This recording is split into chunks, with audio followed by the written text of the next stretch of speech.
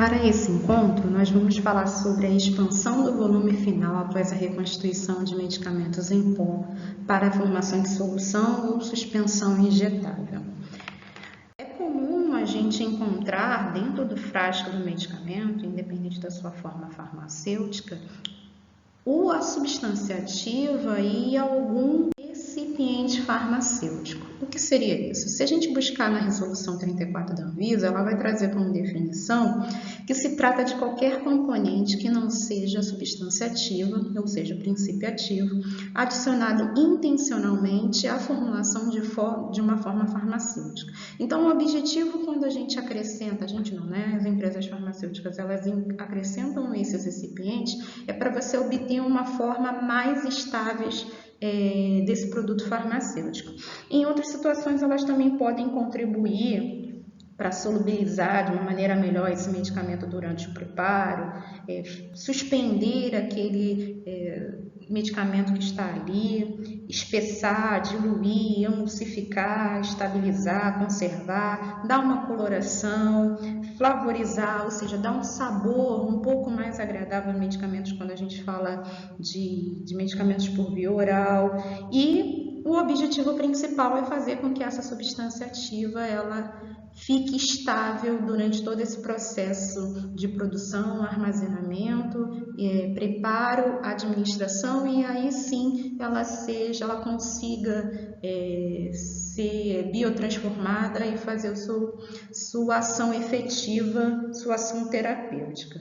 Então, é importante a gente ter esse conhecimento com relação a isso.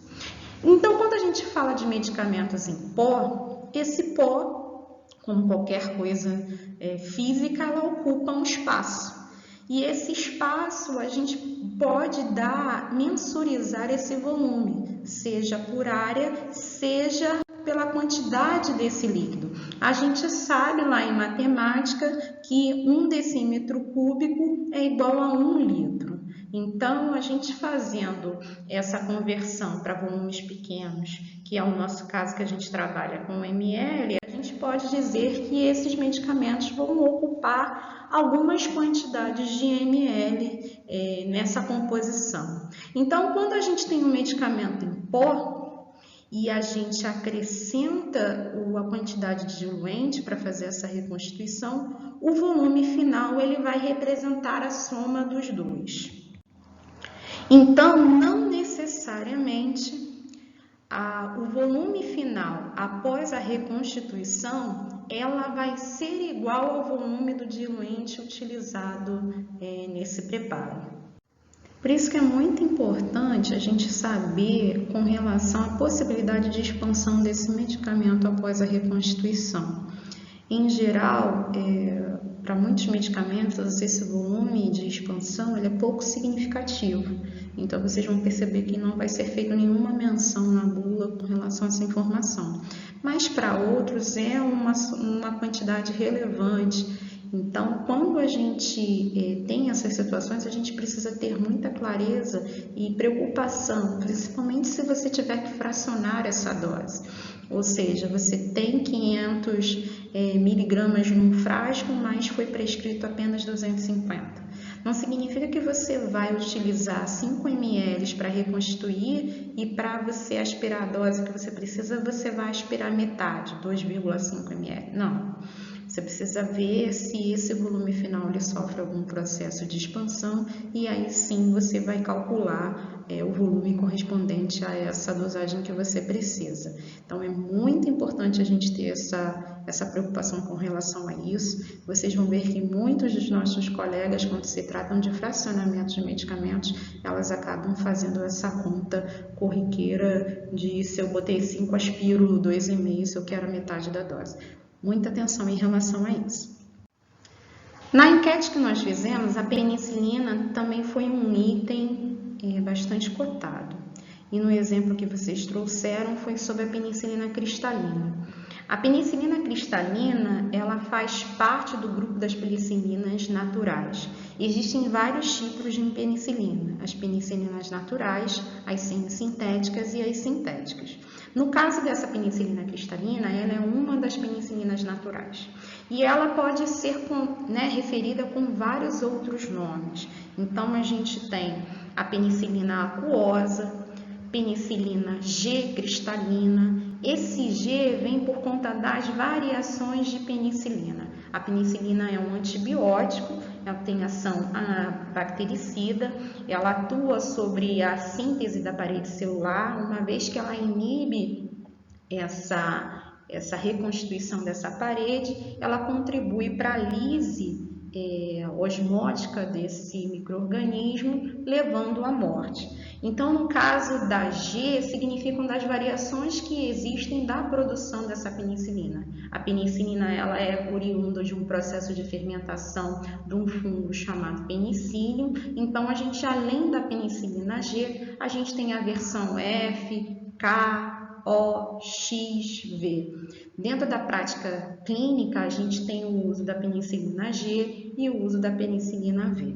É apenas uma curiosidade, vocês não precisam ficar nervosos em relação a isso, que eu acho que é importante a gente contextualizar sempre os assuntos que a gente está abordando.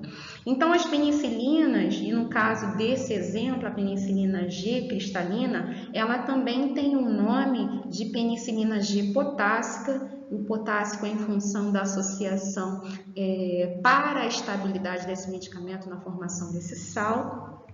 E temos também a benzilpenicilina potássica. Benzilpenicilina é um termo que é utilizado para um grupo de penicilinas. Então, não é só a bezetacil que a gente toma lá quando está com dor de garganta, para quem tem febre reumática, ok?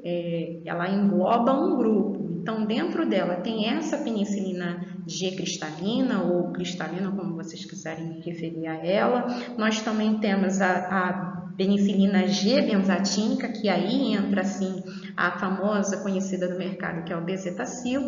Temos a penicilina V, que é um outro tipo de penicilina, que ela é vendida, comercializada, fabricada na forma para via oral, porque ela é resistente à ação do suco gástrico e não inativa o princípio ativo dela, então ela pode ser utilizada dessa via.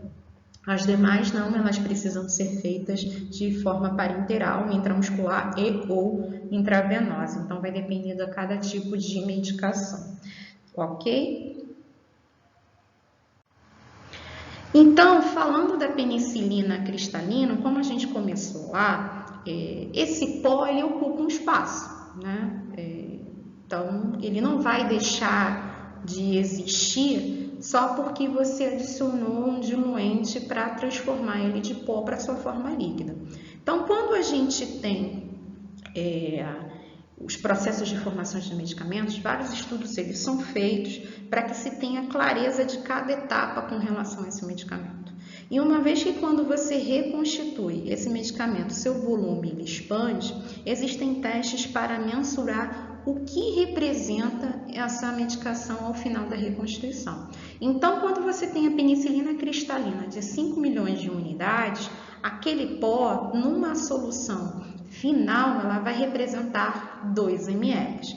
Quando você tem a versão de 10 milhões de unidades, aquele pó, na solução final, ele vai representar 4 ml.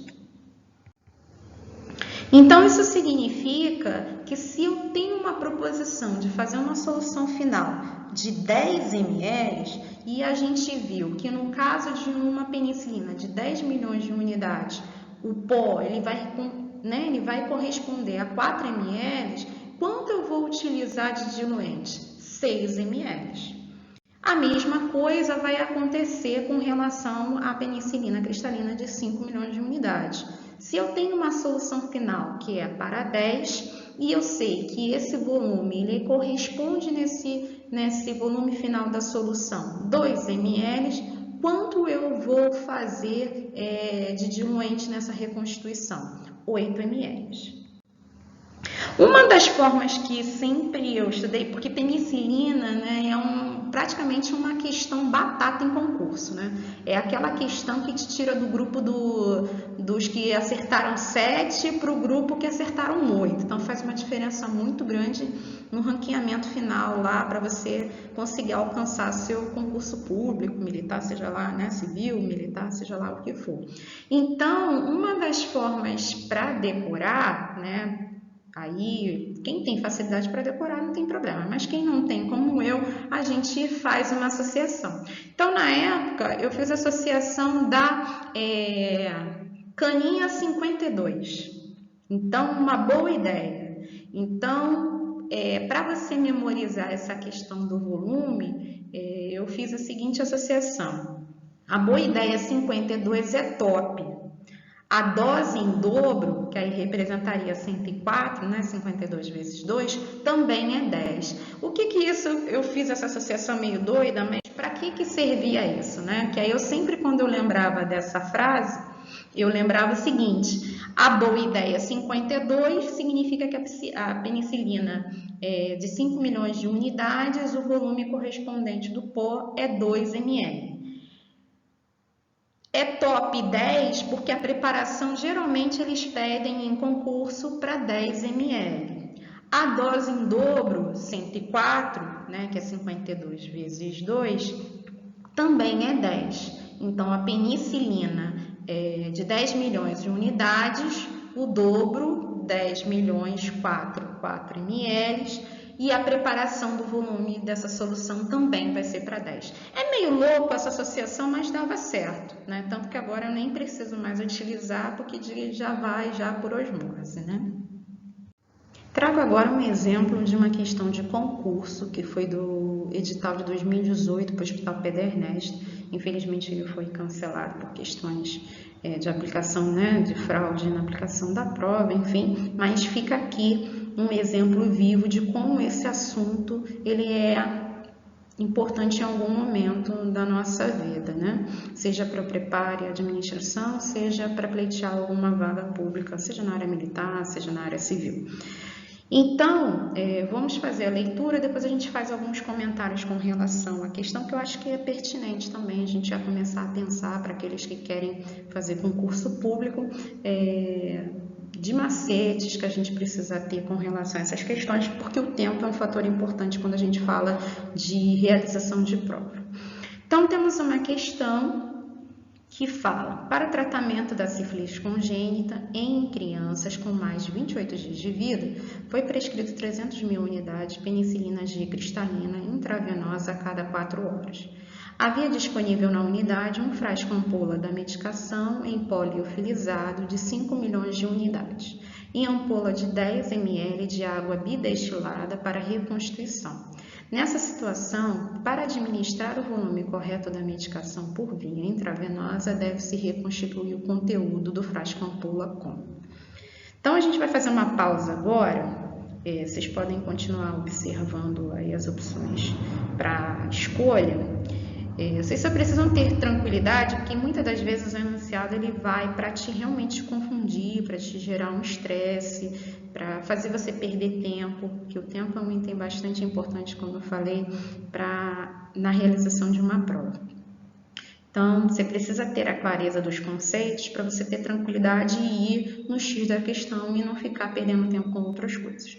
Então, ele coloca algumas coisas para te confundir. Penicilina G cristalina, né? A gente já sabe que é uma variação de nomes utilizada para penicilina cristalina, aquosa, benzopenicilina potássica, que a gente viu os diversos nomes que a gente viu agora há pouco. Ela fala também que é um pó liofilizado. Liofilizado significa que esse medicamento foi feita a retirada de água através de um processo de congelamentos sob pressões muito baixas, né? Extremamente baixas. Então, também é um item que você também não precisava ficar nervoso em relação a isso e seguir em frente. Água bidestilada significa que essa água sofreu 2 processos de destilação. Para obter aquela água de injeção, que é uma água purificada estéril, foi feito esse procedimento consecutivo dessa destilação. Então, a gente precisa agora ter a seguinte observação.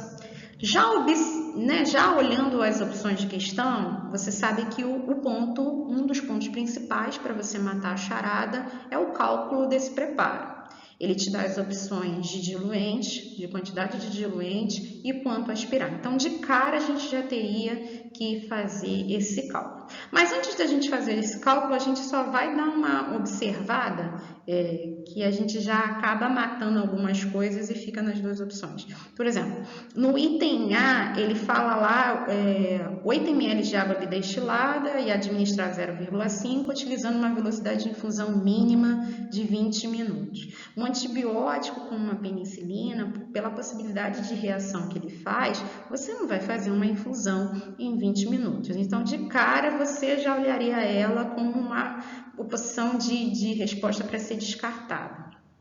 Uma outra coisa é que na letra C, você tem lá 10 ml de água bidestilada e administra 0,6, utilizando técnica limpa no preparo. A gente sabe que técnica para preparo de medicamentos é uma técnica asséptica. Então, de cara, você também já descartaria essa. Mas vamos fazer os cálculos que a gente vai chegar à resposta correta. Então, a questão pede para a gente aspirar a dose de 300 mil unidades de penicilina G cristalina. Ela pede o volume do diluente e a dose a ser aspirada. Na questão, a gente sabe que o frasco disponível é de 5 milhões, então automaticamente a boa ideia é 52, 5 milhões de unidades, volume compatível a esse pó na solução final, 2 ml. Quando a questão ela não faz menção sobre o volume final da solução, sempre utilizaremos 10. Então, a gente vai lembrar lá da nossa colinha, é top 10. Se a gente voltar lá na questão, só para a gente reforçar, vocês vão ver, não tem nenhuma menção com relação à solução final, o volume, apenas que está disponível uma ampola de 10 ml. Então, fazendo as contas, 10 ml, que é a solução final, menos 2 ml, que é o volume ocupado pelo pó nessa solução, a quantidade de diluente será de 8 ml. Então, fazendo agora a conta para cálculo da dose, 5 milhões de unidades está para 10 ml, 300 mil unidades está para X. Fazendo o cálculo, a gente tem um volume de 0,6 ml.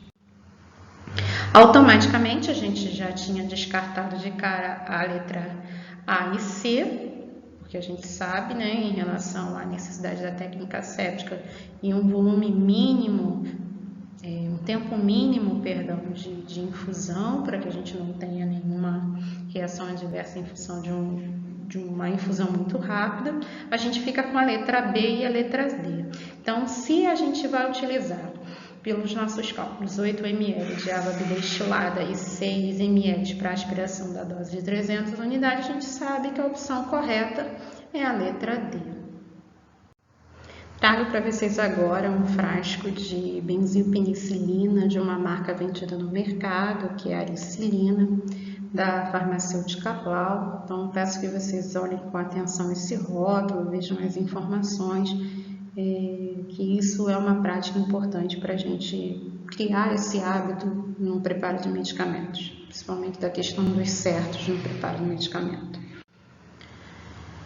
Quando a gente tem dúvida sobre o medicamento, ou é um medicamento que a gente não conhece, algo que a gente já vem massificando como informação, a gente vai buscar essas informações na bula. Então, a gente tem um recorte novamente da bula. Nas apresentações, ele traz as informações que se trata de uma medicação injetável e que pode ser feita por via intravenosa e intramuscular, e que dentro desse frasco a gente tem 5 milhões de unidades de benzilpenicilina potássica.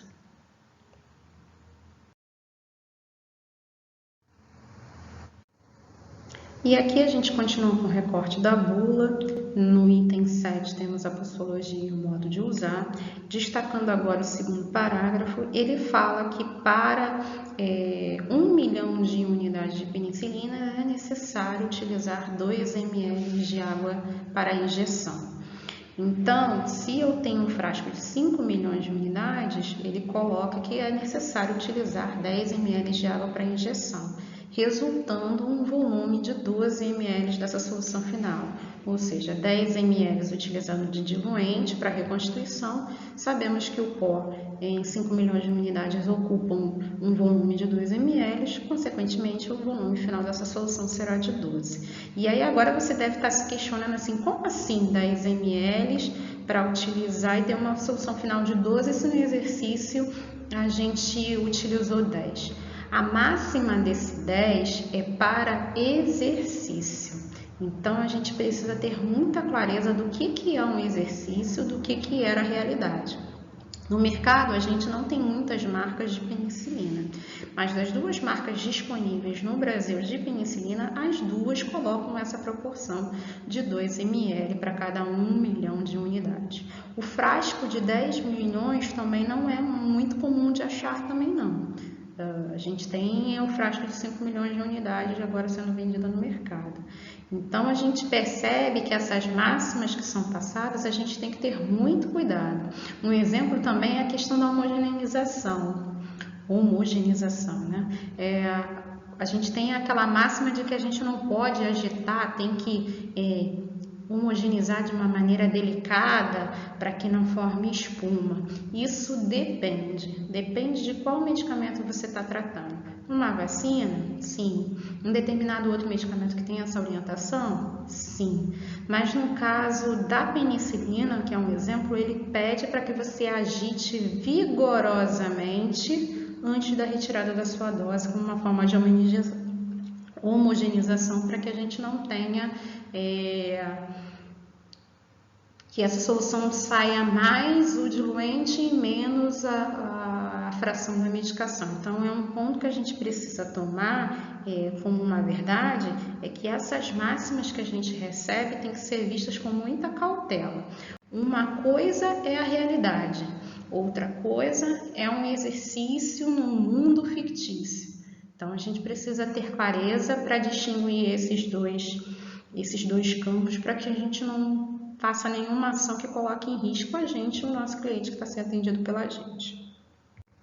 A máxima também muito comum da gente encontrar é de que todo 1 ml é igual a 20 gotas, né? Então, isso daí também é uma máxima que a gente também tem que tomar cuidado. Não necessariamente isso vai acontecer. Dependendo do tipo de medicação, da composição dele, essa gota ela pode ter um volume maior. Então, consequentemente, dentro de 1 ml, você pode ter mais do que 20 gotas ou menos do que 20 gotas. Essa prática de que 1 ml é igual a 20 é mais utilizada na questão do equipo, para o gotejamento. Para cálculo de dosagem, a gente tem que seguir lá o campo da composição, que geralmente para soluções líquidas em gota tem essa informação de quanto é o equivalente de 1 ml em termos de números de gotas. Se a questão sobre penicilina G cristalina não faz menção sobre o volume de diluente a ser utilizado ou o volume final dessa solução, dessa suspensão, utilizaremos sempre o volume de 10 ml. Por isso que para quem tem dificuldade ou se quiser criar qualquer outra associação é interessante. Eu uso aquela que a boa ideia 52 é top, a dose em dobro 104 também é 10. Então, você pode também criar qualquer outro tipo de associação. O importante é a gente ter clareza quando precisar fazer um exercício sobre isso. Então, vamos agora a mais um exercício. Foi prescrito penicilina cristalina, 2.500.000 unidades, a ser administrado de 4 em 4 horas. O setor de farmácia enviou um frasco ampola de penicilina cristalina de 5 milhões de unidades. Qual o valor a ser esperado para administrar a dose prescrita? Então, eu queria que vocês fizessem essa conta para a gente poder exercitar rapidamente durante esse conteúdo e postassem lá no chat da própria publicação da aula e trouxesse outros comentários para a gente poder discutir. Vamos lá, gente, vamos participar.